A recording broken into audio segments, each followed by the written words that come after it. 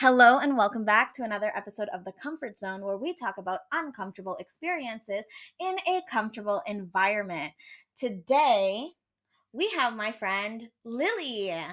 Hello. So, Lili and I met as language assistants here in Spain. I mentioned previously that one of the reasons that I came to Spain was to be an English teacher or join the language assistance program. And we were lucky enough to be assigned to the same school, and we have been best buds ever since. Mm-hmm. So, Lili, the concept of this, as I mentioned, is talking about uncomfortable experiences, going out of your comfort zone in like a comfortable setting. One of my most things that make me really uncomfortable is being on camera without any makeup. I literally never, when I was younger in high school, I don't think I ever really went to school without any makeup. Really? I wouldn't guess that because you always have such great skin. You're such a liar. No, it's because true. It's true. I am not loving my skin right now. My skin is improving. No, I can't. I'm on Korean Skin Talks, so I'm really into Korean skincare right now. But Lili has really great skin. I saw her today and I'm like, why are you wearing makeup? We're gonna do a face mask. And she's like, oh, I'm not wearing makeup, which okay. I was wearing lipstick. I think it made the difference. So. No, but your skin is so clear. Really? Literally not a single pimple. Thank your you. pores are non-existent. I also feel the same way. Like, you would never caught me dead without makeup in high school and in college and maybe into my mid-20s.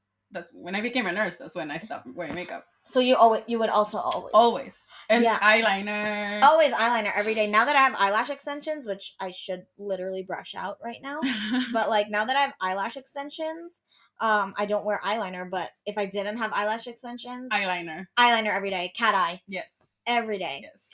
Well, before we get into it, we're gonna start every episode with a sheet mask. I have 2 sheet masks here. Both of them are Korean. Okay. One of them is from the Face Shop, and it is a lemon face mask. It says face mask with lemon extract for brightening.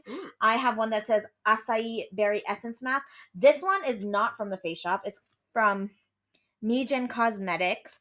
Definitely Korean because it's in Korean and there's barely any English here. So we're gonna put a little face mask. We have our little headbands. And while we're putting our face masks on, Lili, tell us a little bit about yourself. Well, thank you for having me. I know April. She's probably my first friend I had in Spain. Yeah, I remember seeing you in school. And you asked me oh, how long have you been in Spain? I was like, oh, just a couple, not even 2 weeks or something like that. And then you asked me if I made friends already. And I said, no. And she said, and I still remember this, she said, of course you did. You have me. And you were kind enough to invite me to all of your friends' events. And so I feel like you included me in your shit right away and make me feel really, honestly, really happy. Honestly, I'm glad you said that or you noticed it, because I genuinely feel like, as a person who has lived abroad, moved abroad, been to multiple different schools, I know how it feels to be excluded. Yeah. And I think one of my it's so cold. She just put the face mask on. But one of my one of the things I always try to do is to include people almost to a fault. Some of my literally to a fault. Some of my friends in the Philippines are I'm yeah, let's just all hang out, and there's 2 groups that don't really get along, but I'm yeah, let's all because I don't want someone to ever feel excluded, so I just include everyone. It's when you invited someone Which one is this? When you invited someone for you to perform or to the theater or something, and this person say yes. Oh my god, I know. We're not going to say her name. She was another assistant at our school. Oh my god. I felt so bad. Because we want to include everybody who was around. And so she was kind enough to invite this person to a certain event that we were having. And it included buying a ticket. Mm-hmm. And so she bought the tickets. Right? Yeah, my friend Julian bought the tickets. Your friend Julian bought the tickets with his money, and we were supposed to pay him. Yeah. And I guess she never And then did. she never came, and she She like never backed out, and we came. were like, fuck. But yeah, no, sometimes I to a fault. Yeah. But aside from that, Lily, tell us a little about yourself. Oh, Where are you from? well, I was born in Mexico, Very nice. in a little town in the north, close to the border with San Diego, just an hour away. I grew up there until I was 15 or so.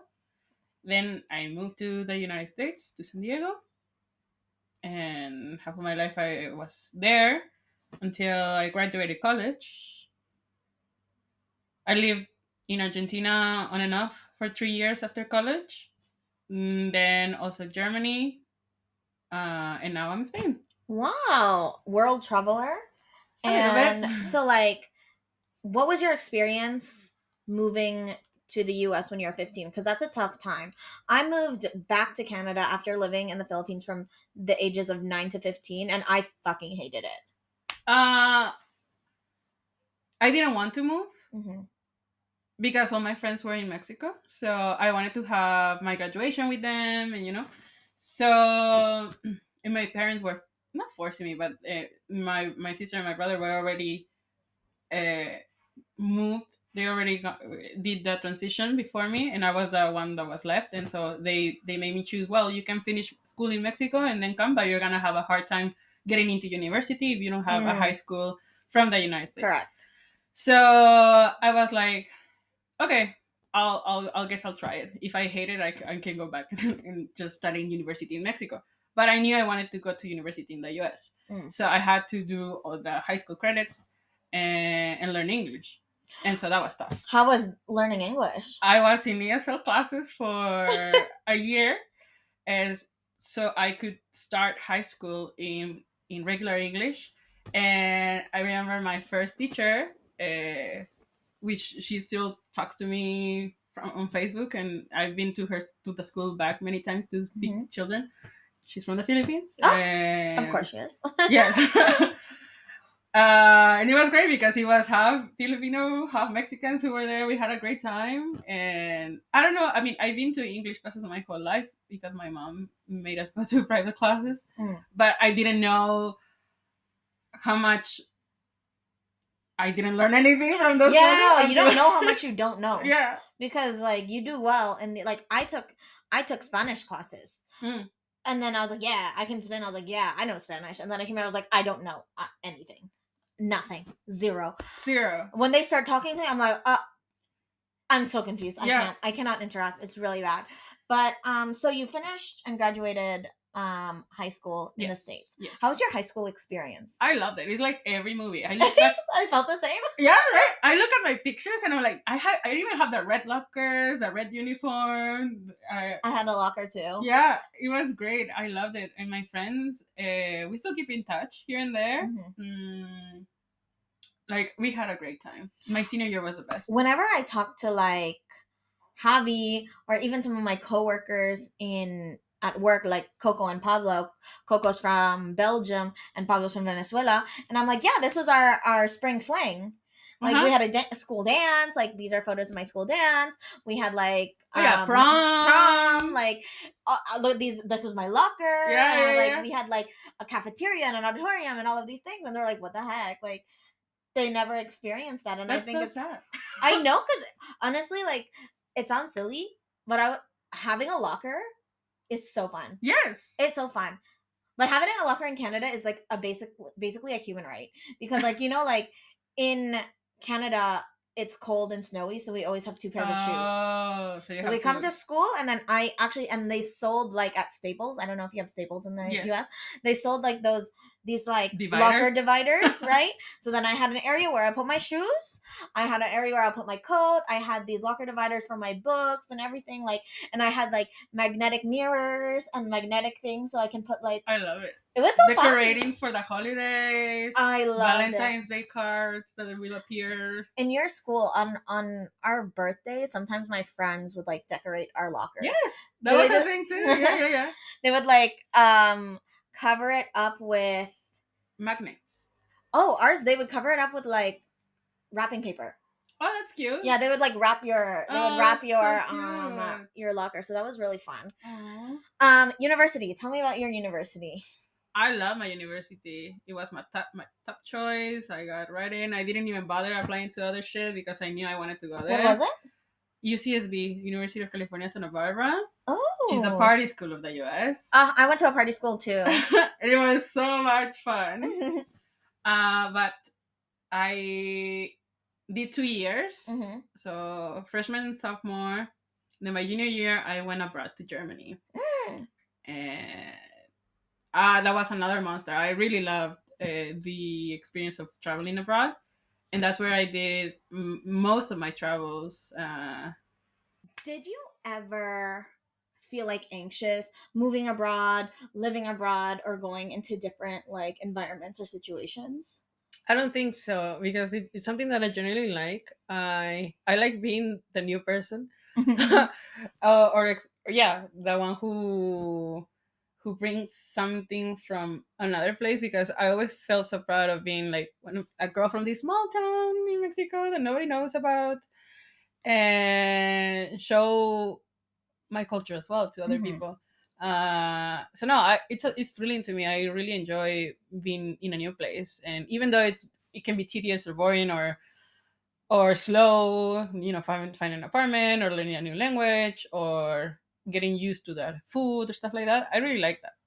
So it's always good to me. I like the Okay. adventure. And what was your most challenging move or challenging adventure? uh, oof. I don't know. Probably coming to Spain. Really? Yeah, even though it was an easy process, Hmm. it was the waiting time that made Yeah. me because it was during COVID. Hmm. I was working as a nurse, and I was truly trapped in four white walls Hmm. all day for 3 years, and I feel like my future was going nowhere because in nursing there's only you can only be a nurse and there's no going out. Yeah, yeah. And yeah, you can make more money, but is your back is killing you. So it's not only draining emotionally because people are dying every day. You have to handle management, which is a monster, and you have no social life. I was like probably doing the most exercise ever in my life, but I was still the heaviest I've ever been. Really? Yeah. Well, it's probably the stress because Yeah. you always tell me like you can't like lose weight if you're stressed because it just like and I'm like, bro, I'm always stressed. No, yeah, but it's certainly true. Like you had no sleep, you're constantly having to comfort people. Hmm. And then I realized uh, from one of my patients, she used to tell me how she missed London. It was her favorite city ever. So she was from Virginia. She had this cute accent. We would always bond over traveling on how she couldn't do it anymore because she's like 500 pounds and she needs like 8 nurses to change her diaper and stuff, and we need a machine to roll her over. Oh shit. And so it was definitely one of the people that influenced me into, you know what, you made your thing, you made money, you went to school for so long, you deserve to live a little and have a good few years of your youth and travel more. And so I literally came to Spain with one of my best friends as a holiday. He was traveling. Mhm. He's a teacher in LA. So he gets the summers off. So he can Mhm. go everywhere and he can make good money. He was in Turkey and then we were on the phone and he was like, why don't you come to Europe and we can meet somewhere in Europe? And I was like, but I have no vacations. Like, I have to work. What do you mean? And he's like, well, just say that you're sick or something. I'm like, that's not how it works. In nursing, you have to request shit in advance. Yeah. It's so bad. And so he convinced me. And the day I arrived to the closest place in Europe was Spain. Hmm. It's the first country. So I was like, okay, let's meet in Spain. I haven't been in Madrid for 10 years. Let's meet up there and let's spend at least 3 days. The day that I landed in Spain, I told my boss, "Hey, I had a date with my family." I made an excuse. Oh my I had to God. lie to my boss, and she was like, Well, you "Oh do what you yeah, gotta sure." do. Yeah, she was like, "All right, sure. Like, how many days do you need?" I'm like, "Well, I'm trapped in Mexico. I don't know when the next flight is gonna be back to the US. So she gave me like 10 days. I was like, fuck it. So I was here, and it was middle of August. It was dead. It was So so hot. hot. For those of you who don't know, August in Madrid is like literally the worst. One of the 7 gates of hell. It's so hot, and nobody's here because it's so hot. Everybody Oh my God, leaves. this thing. It's so hot. And me and my friend, we were just in El Rio Hotel, like just there. We couldn't do anything. Every time we went out, it was so hot. So one of those days, I ran into my ex-college roommate. Oh, Yes, from Argentina. We were in a a host family for a month, and she was my last college roommate ever. And I knew she was in Europe, but I thought she was in the UK. No, she finished her masters in the UK and then started NALCAP. And so NALCAP, by the way, is the North American Language and Cultural Assistance Program, which is the program which me and Lily came to Spain with. And so I remember, we got together and I was like, wow, it's been 7 years since I haven't seen you. How are you in Spain? Like, I want to pick your brain. How are you in Spain? And how are you working? And she's the one who told me about the ministry. And it was August. So, of course, I had to wait until January or February. I don't know when the applications open. I think February. And I was like, okay, say no more. I'm going to do exactly that. I'm going to quit being a nurse and I'm going to go to Spain. And somehow it all worked out. But again, from August to the next August, it was a fucking year of waiting to get a reply and obviously to get a placement. It could be anywhere in Spain. I got Madrid. I got the center of Madrid, which is great. You're so lucky. And here we are. Yeah. So can you run us through kind of like your history? So you went to university, and how did you become a nurse? Because I don't think you didn't become a nurse immediately after university, right? No. I studied history and Spanish literature. Wow. Okay. Yes. Pivot. And then I moved to Argentina, and I worked in a study abroad agency for a while, and I was also an English teacher there. I was babysitting, and then I became a scientist. A scientist? I'm a scientist out of luck. No, back in the US, I used to work with a doctor, a hepatologist, and I was his assistant, but not a medical assistant. I was just like his personal assistant. Yeah. And so I was learning a lot of medical jargon through him, and I was translating. He was Arabic. I was translating his research from English to Spanish so he could publish those in Latin American magazines, medical magazines.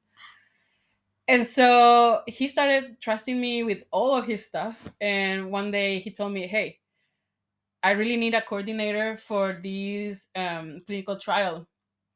Can I sign you up for it? Because the monitors are coming to check everything, and I need another name under this trial, and I don't have time to train anybody. I trust you. I trust that you can do a good job. I'll run you through it really fast. But basically, he signed me up for a license that people pay and go to school for. And I got my license number right away. So I became, within 2 months, a clinical trial coordinator, which is kind of like a big deal. People go to school for this shit. Yeah. What? Wait, okay, sidebar. We're going to get into this in a little bit, but Lily is the luckiest person in the world. I've never met anyone luckier than her. I am pretty lucky, yes. So he signed me up for that, and I started being a clinical trial coordinator, and I was working for big companies like Merck, Pfizer, Bristol Myers, oh my God, doing clinical trials relating to Hep C, AIDS, medical marijuana, I think, and weight loss. So a bunch of things that I have no knowledge for, but I was basically just coordinating. So that always put in the back of my head that medicine is really interesting. And the thing was that to be a coordinator and get more money is useful if you are a phlebotomist. A phlebotomist is a technician that draws blood. Yeah, you have to be a phlebotomist because for a clinical trial, it's easier to have a coordinator who's already licensed to draw blood, than to bring an external phlebotomist. And you get paid more. So I was thinking of this course so many times, like I should sign up for it. But that was in the US. In Argentina, I got another job as a clinical trial coordinator, but I was doing more like adverse events, meaning I was monitoring adverse events around the world. Mm-hmm. So I was in charge of Argentina, and so I was communicating with other coordinators in other countries to stop any clinical trials because of whatever reason. So that was my second job related to coordination. But you, at this point, when you were in Argentina, did you already get the... No, I wasn't. It was all from home. It was all through the computer, and I was seeing all these patients through numbers because nobody has a name. And started reading their their medical charts and be like, you know what, this is very interesting. Like, I started seeing results of people that got cured from Hep C, people that actually lost weight, stuff like that. So it was really, really interesting to me, and so it was always in the back of my head. I should do at least the phlebotomy course. But then what happened? I was in Argentina, and by then I was engaged to a boy. Oh, yeah, I know. And that badly, and so I had to go back to the US. When I went back to the US, I didn't know what to do with my life. I was truly heartbroken. I was so unmotivated until it was a new year. It was January, and I was like, okay, new year, new me. I should do something. And I wanted to go to find a job in the US related to coordination. But of course, they were not hiring me because I wasn't a phlebotomist. So they were taking other people before me. So I was like, okay, maybe this is a good time to actually take the course. But they were starting in February. And the nursing course started in January. So I was like, well, I'm going to try nursing. Maybe it's a lot, maybe it's longer and it's more expensive, but maybe I can get better jobs being a nurse and a clinical coordinator at the same time. Those get paid really well. So I did, and I signed up for an accelerated course. A nurse usually needs 2 years. I made it in 14 months. Very good. Wow. So I became a nurse, and right away I started working in a nursing home. And maybe I was there for 6 months. And then that's where COVID happened. Oh, shit. Okay. Wild. This just kind of like goes to show that you never really know. Like, you could be studying history and Spanish. By the way, I'm going to take off my face mask. I think it's yeah, me too. But, oh my. Ooh.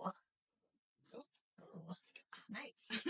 But this just goes to show, like, what you study in university doesn't necessarily have to be what you do. I studied finance, now I'm in marketing. Yeah. You studied history and Spanish, and you're a freaking nurse.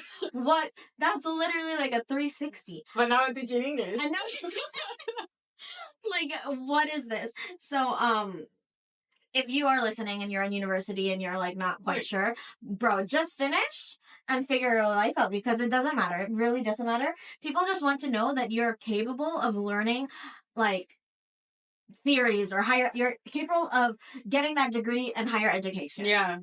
Okay, so as I mentioned earlier, Lili is the luckiest person I have ever met in my life, and I ask her to tell me the story over and over and over again because it just like motivates me in some way. But Lili, tell us how you won $100,000 in a lawsuit. Okay, so I was living between US, Germany, and Argentina because I met my ex-boyfriend in Argentina. We were there together for like a year and a half. Then he moved to Germany to study there and work there for an internship. While he was in Germany, I was working with the Arabic doctor, being his personal assistant. Then I won a jackpot. Oh my god! Okay, wow. This is something else. So we can rewind to this, but Lily has also won 2 jackpots Two at the jackpots. at the casino. At the casino. I was working with the doctor, and I went with my mom to the casino, and I won like $12,000. So with that money, I quit the doctor and went to Germany with my boyfriend. Mhm. I could only be 90 days for the tourist visa. And we were in this beautiful town in the south of Germany, and he proposed there. We went to a little castle. He proposed. It was like the best ever, right? So I come home after the 90 days without a job because I quit with the doctor, and he would have taken me back, but I wanted something better. Now that I had the experience of working with him, and I wasn't in a rush for money because I still had a little bit from the jackpot. But I spent the money with him to travel, which I should have saved and invested or something. But no. Honestly, yeah. We can get into that later, but But anyway, I go home with a ring in my finger, and I started looking for jobs. And so I got hired by another doctor. The same thing, he was doing clinical trials, and I go there for 3 days, and then I got fired through email. by email. By email. Very important, by email. So tell us what happened. The first time that I ever been fired, the only time that I ever been fired, I felt so sad. I noticed that I had a weird gut feeling of this place. One, it was far away from my house, but it's okay. Like you can deal with that, no? Second, because I could feel like the coworkers were way older than me, and I feel like they were judging me a little bit, like, "Oh, you don't know anything," kind of vibes. And they were all women, except the boss, who was the doctor. The manager was a woman. Everybody was a woman. So I felt like that they didn't want me to fit in. But when they sat me down with my computer and stuff, one of the girls made a comment like, "Oh, are you married?" Because I have this giant ring in my hand, no? And I was so happy that I said, "No, I just got engaged like a month ago, blah, blah, blah." And they started asking me questions. "Oh, show me a picture of him, blah, blah, blah." And when they asked me, like, "Oh, what's the story with him?" Well, I thought, "Oh, no, he's from Argentina. And like, I just was in Germany. He proposed in Germany. And we're trying to get married, but not right now, like maybe in a couple of years or so." And so that's all I share, but I definitely overshare my personal life. I shouldn't have. So don't trust your coworkers. That's the thing that I always say. Never. They're not your friends. Anyway, that's the only nice thing they were to me. Like they were being kind enough to ask me questions. Okay, so you got an email. What did the email say?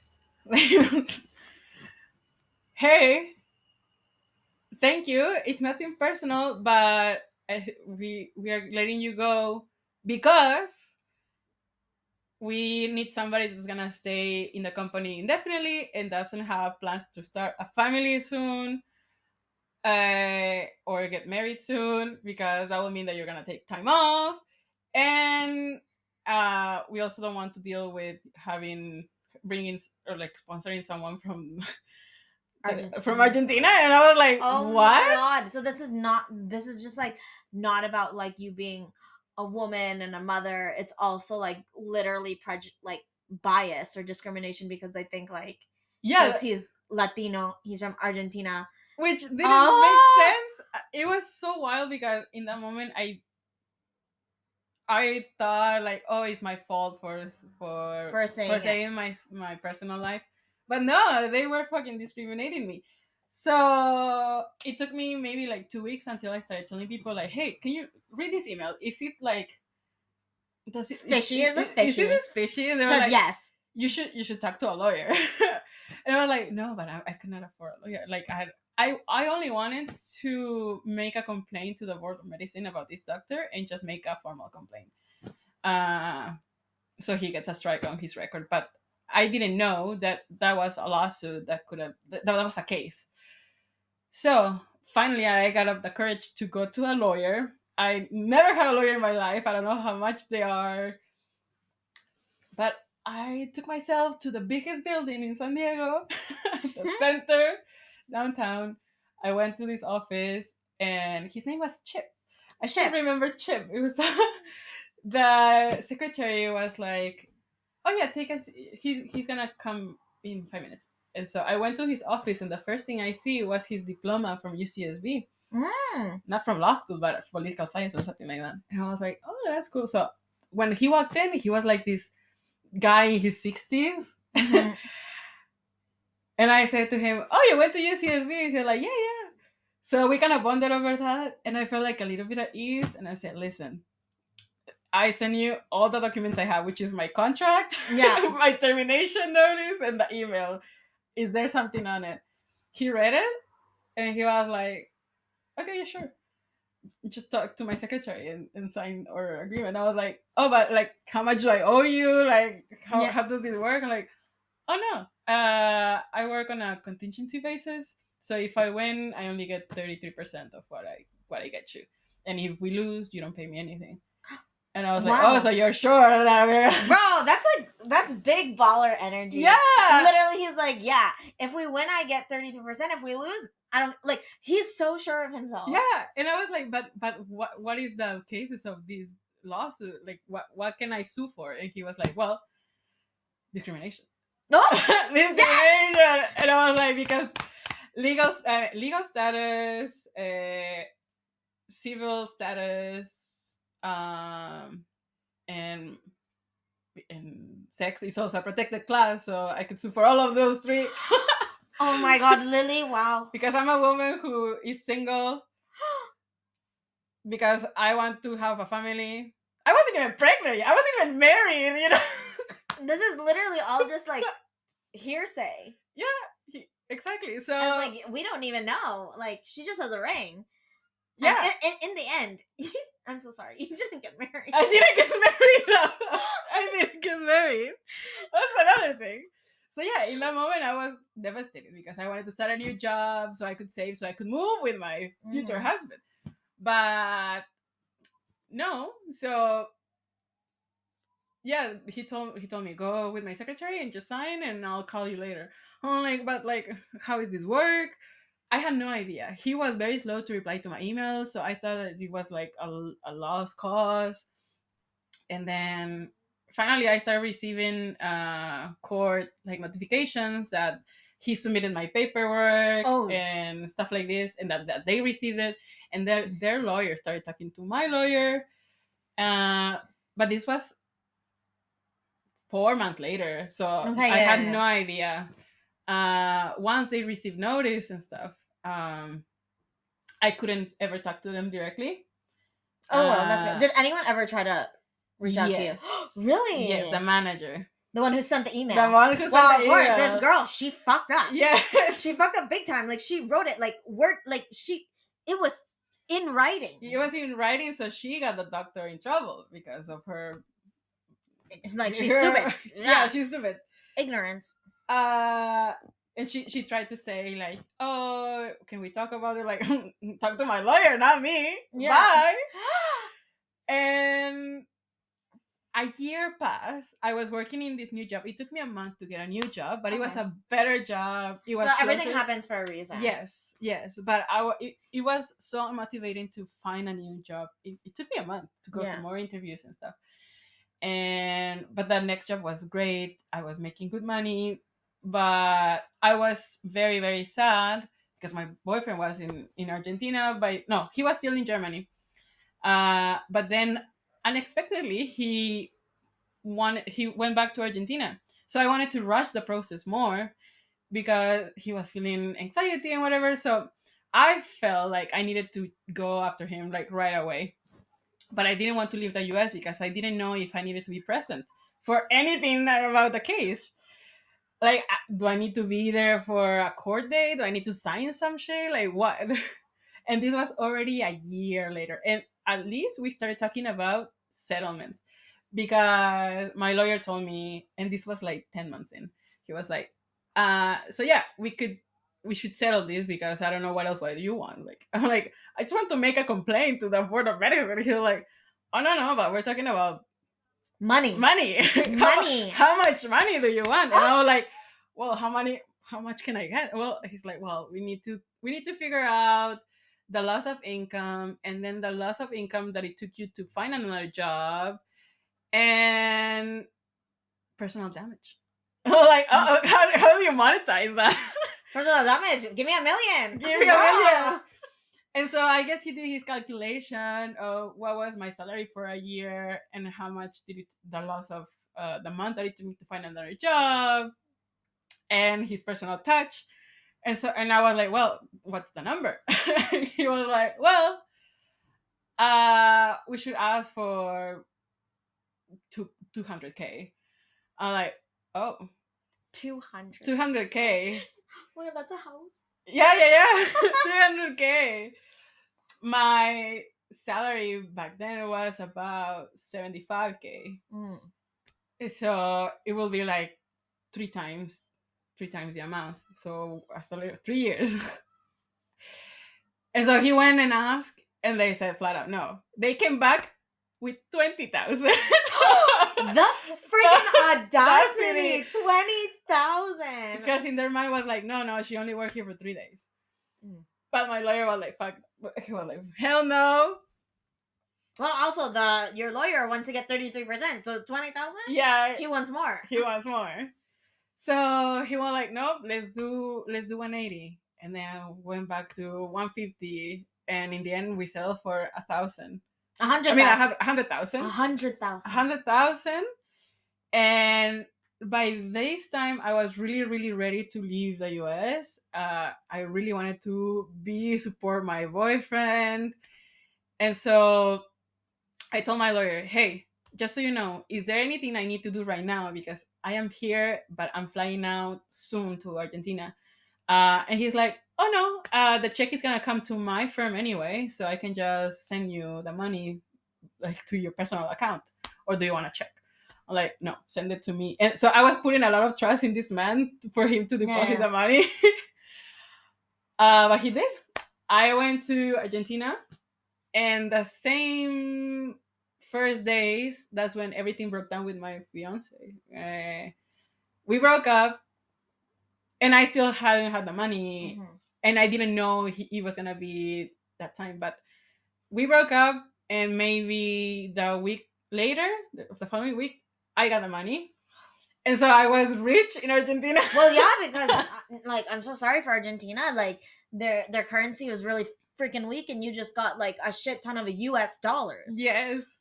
So I was super heartbroken. I was so depressed. But at least I have money. Well, honestly, when people say like money doesn't buy you happiness, money fucking helps. Oh, it did help, because I was there a year alone. I didn't want to go back to the US because I said goodbye to everybody. Like, I said goodbye because I was gonna get married, you know. So yeah. Moving all my life for something that was destroyed in a minute, it was so devastating. So I kept it low. Nobody could find anything about me on social media. I was like hidden. And then I started to look for another job. Did you tell your parents? No, not right away. No. I felt like I needed to leave. Did you feel like shame? Yes, because I knew that they would tell me, oh, come back. Yeah. Come back, or like, what are you doing there? But I didn't want this experience to ruin Buenos Aires for me, because Buenos Aires is one of my favorite cities in the world. And that's fair. I wanted to make an adventure. Like, I'm already here. I already moved my shit. Like, might as well try to find and have more friends, have a new experience. And I'm glad I did it. It took me a good 6 months, but I was just alone, no friends. I was in this magical Airbnb on my own, eating nonstop. I was really depressed. But one day I decided, you know what? I think it's time. And I started going out, and I met a girl from London, and she started partying with me. And from there, it just snowballed into many friends. Sorry. Bless you. The only reason I went back was because my sister was going to have a baby. So it took like another year that I was living there, doing nothing, until the end that I got hired through one of these clinical trials that I was doing there. But yeah, I didn't need it to work. I had all this money.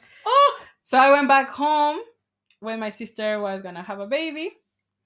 And that's when I decided to to start nursing school. Very nice. Bro, wow.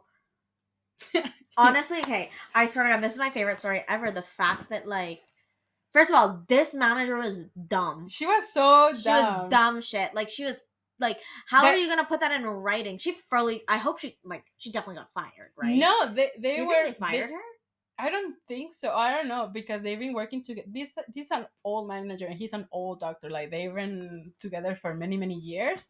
So I'm sure he was really upset. But I mean, to him, it's not a lot of money to him. Yeah, it's just a bruise in his ego. But I also had to sign a non-disclosure agreement. So wait, are we allowed to put this on the yes, I don't have to say his name. True. Okay, Yeah. okay. Yeah. I was like, so I cannot talk about him, but he's a respected doctor in San Diego. But well, anyways, we don't know his name. Yeah, but I forgot his name anyway. Whatever. Honestly, this is like an inspiration to, like, I've not had so many like terrible like work experiences. I've also never been fired. I think the closest thing to being fired was not technically me being fired. I think I mentioned this before. While I was getting my papers for Spain, I was working for this company, but they couldn't like officially hire me until I got the approval, and my like residency was still in process.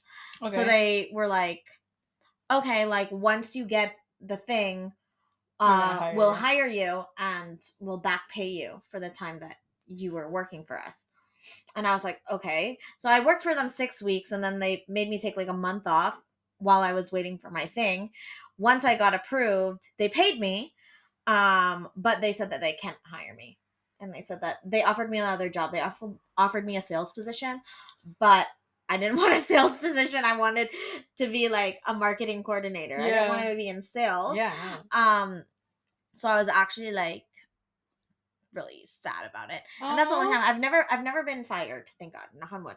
But like, if I ever was fired, this is my motivational story. I play it to myself. I tell myself all the time. You guys don't even understand how many times I've made Lili tell us this story. Yeah. In the moment, it was the most like the saddest thing ever to me. Like, I didn't know what to do. I didn't know what to do next. Yeah. I felt shame.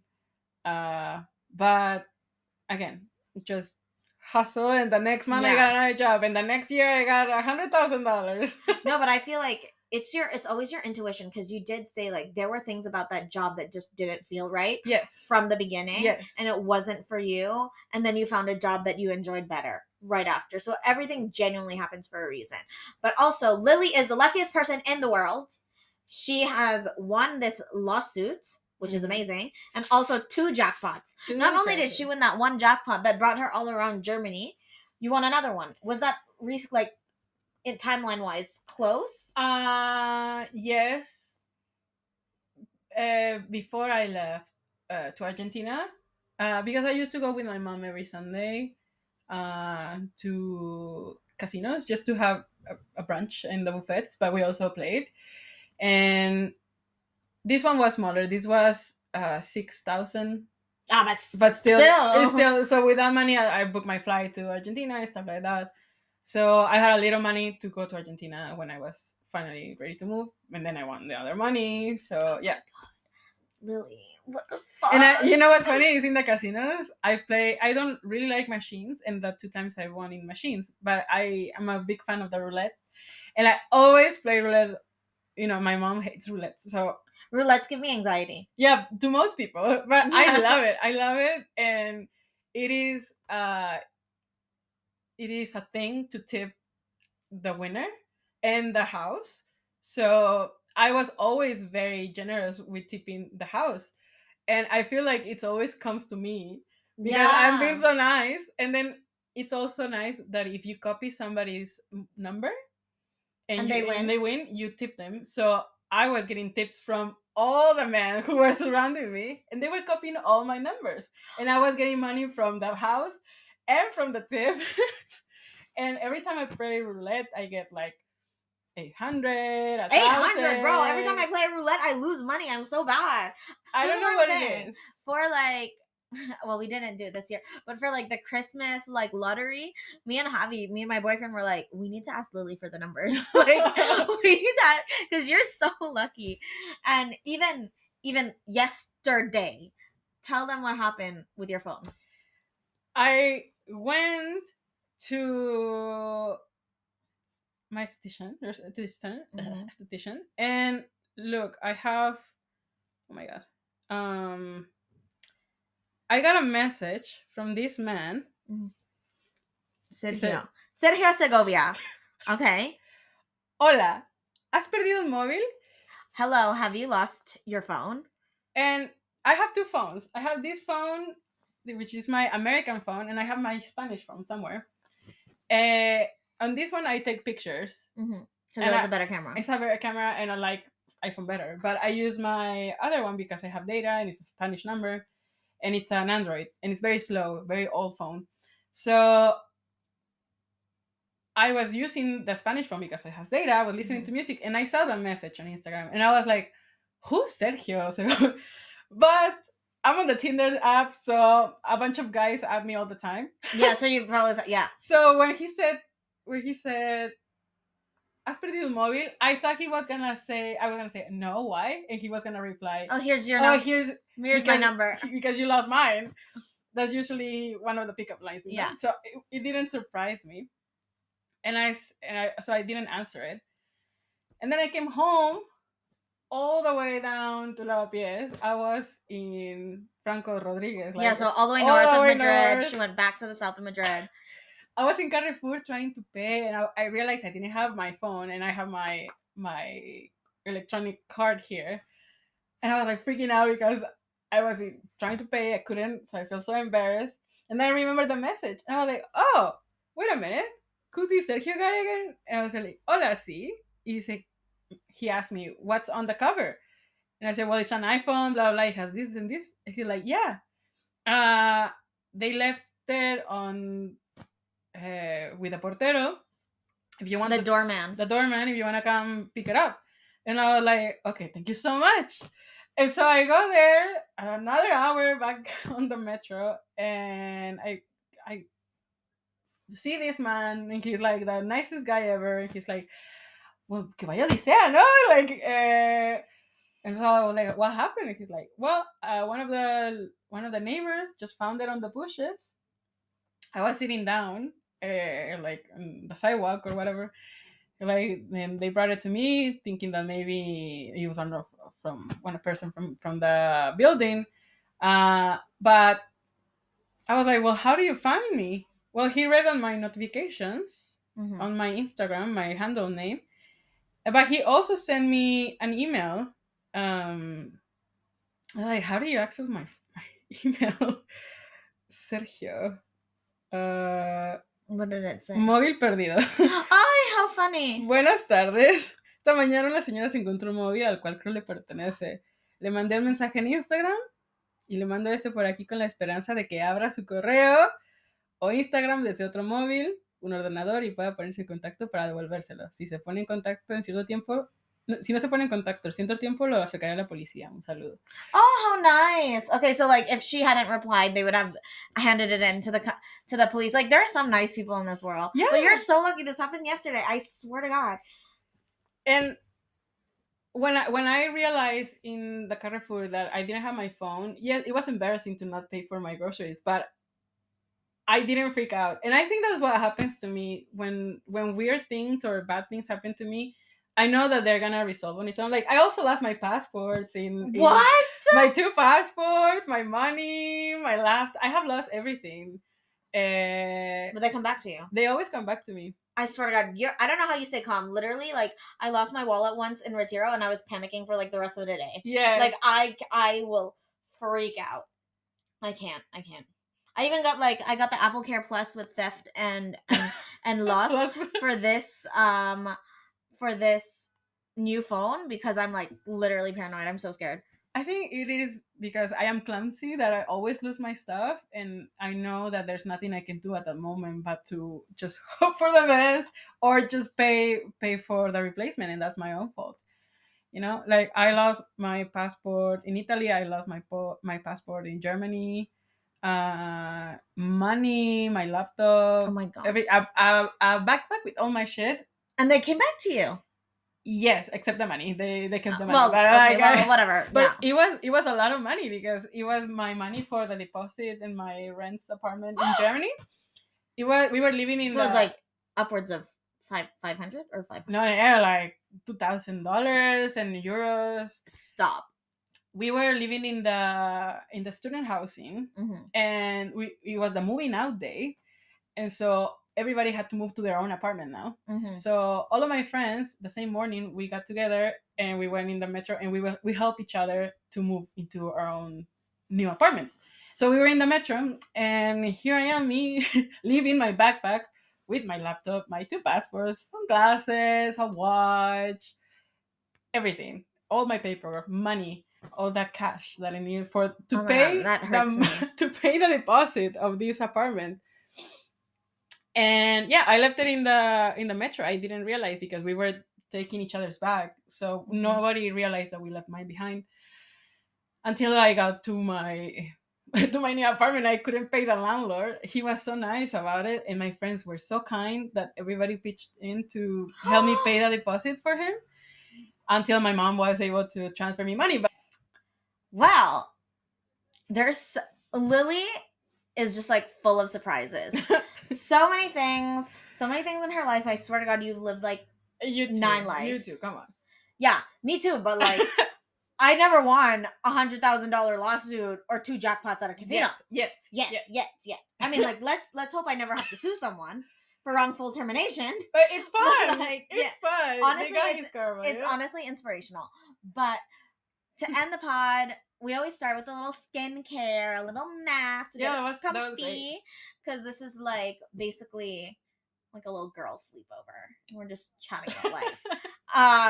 But to end the pod, I always like to talk about a TV show, a movie that you've seen recently, because I personally am a huge fan of. I just love watching TV shows. That's kind of like my thing. So, have you seen a movie or a TV show recently? I am the person who's always so behind with shows. I'm sorry. I'm the one who's like binging. Yeah, I just can't. You know what? I think being a nurse traumatized me because I had no time to do anything, and now that I have time, you're doing actual things. Doing things, and I'm here sitting on my bed with my heated blanket watching TV shows. Yeah. Maybe, I don't know. I just it takes a long time to get hooked into a TV show for whatever reason. Like, I was watching 2 Weeks Notice the other night, and I couldn't finish the movie. Wait, 2 Weeks No, is that the movie where like they get their bosses together? Yes, with Sandra Bullock and Hugh Grant, and it's a classic that I've seen many times before, but I couldn't finish it. So I don't think I've actually seen that. You know, a movie I watched recently. I don't know why I watched it, but I watched it. It's called The Other Zoe. And it was on Amazon Prime because I mentioned this before. I have been paying for Amazon Prime for 2 years, and that is dumb. And I know, I'm dumb. I have been paying for Amazon Prime for 2 years, and I thought it only meant like shipping. Like, I had like a little discount on shipping, but I didn't realize it included Prime Video. So now I'm like binging shit on Prime Video, and I watched the movie The Other Zoe. It's about this. It's a rom-com. It's like about a girl who, his name is Zoe, and this guy who's dating another girl named Zoe, and he gets hit by a car and gets like a little bit of amnesia, and he thinks that this Zoe is his girlfriend Zoe. Oh. And it was actually kind of cute. I liked it. I enjoy rom-comedies. I think that the last show that I truly watched that I enjoyed is a Spanish show. Which one? Alpha Males. Oh my God. Machos Alphas? Or what is it? Machos Alphas. Machos Alphas and Alpha Males. Oh, that was so funny. It's a good show. Like, it surprised me because usually I don't like Spanish humor. But this one was really good, and it's short, so that type of length I can commit to. Yeah, I'm the opposite. Give me like a 1 hour TV show, 1 hour episode, 22 episode season. Oh my God. Let me just sit there and turn into my couch. Anyways, I want to thank Lili so much for joining us on this episode of Thank the you for podcast. having me as your guest. It was such an honor. It was so fun. Obviously, we're gonna still hang out after this and like chit chat. We're gonna watch a movie. Probably gonna watch a movie. But once again, this is the Comfort Zone podcast, an area where you can talk about going out of your comfort zone, staying in your comfort zone, being in uncomfortable situations, but in a very comfortable environment. It's a girls chit chat sleepover. How are you gonna do it with the boys? Same. Bro, same. They're gonna put a face mask and they're gonna sit. They're gonna talk about life. These boys are gonna get deep. That's so cool. But I'd like to thank everybody who stayed to listen. Yes, stay tuned for the next episode and stay comfy.